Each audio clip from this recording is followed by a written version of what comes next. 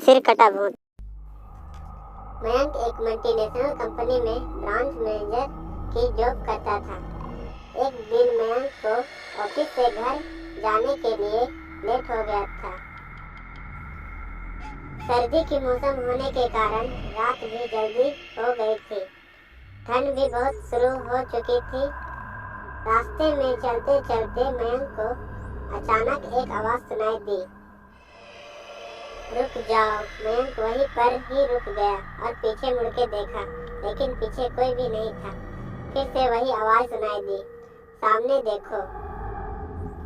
लेकिन पीछे कोई भी नहीं था। फिर से वही आवाज सुनाई दी, सामने देखो। जैसे ही मयंक ने सामने देखा तो उसे जमीन पर कुछ चमकती हुई चीज दिखाई दी। मयंक दौड़ के उस चीज के पास गया और देखा तो यह कोई साधारण चीज नहीं थी, बल्कि एक चमकता हुआ हीरा था। उसने वह हीरा अपने हाथ में लिया। उसकी चमक देखकर मयंक की खुशी का पारा न रहा। लेकिन मयंक को कहाँ पता था यह कोई साधारण है या नहीं, बल्कि एक मायावी हीरा है। अचानक उस हीरे में आवाज आई, अगर तुम्हें और हीरे चाहिए तो इस जमीन को खोदो। इस जमीन के नीचे बहुत सारे हीरे हैं। मयंक खुश हो गया और उसने उस हीरे को अपनी जेब में डाला और जमीन खोदना शुरू किया। करीबन 2 फीट खोद काम करने के बाद अचानक मयंक डर के मारे चिल्लाने लगा।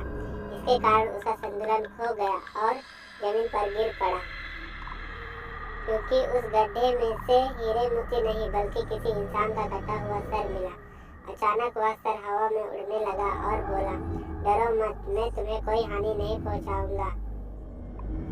मैं तुम्हें बहुत सारे हीरे जवाहरात भी दूंगा, बस मेरी बात ध्यान से सुनो। मैं जहाँ जाता हूँ वहाँ मेरे पीछे आओ। फिर वह सिर हवा में उड़ा और जंगल की ओर बढ़ने लगा।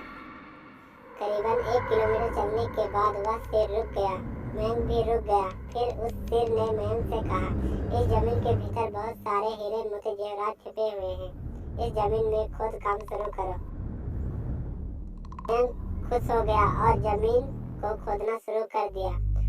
खोदते खोदते उस जमीन के नीचे हीरे मोती तो नहीं बल्कि उस सिर का कटा हुआ धड़ मिला। उस सिर ने कहा, अब तुम्हें एक आखिरी काम करना है, उसके बाद मैं तुम्हें मालामाल कर दूंगा। तुम्हें कहीं से भी 1 लोटा खून लाना होगा। मयंक ने बोला, 1 लोटा खून? पर मैं 1 लोटा खून कहाँ से लाऊंगा? उस सिर ने कहा, चलो मेरे साथ। वो डरावना चेहरा मयंक को साथ लेकर थोड़ी दूर पे गया। वहाँ उसे एक इंसान को जाते हुए देखा। वह सिर बोला, उस इंसान को मार कर उसका खून ले आओ।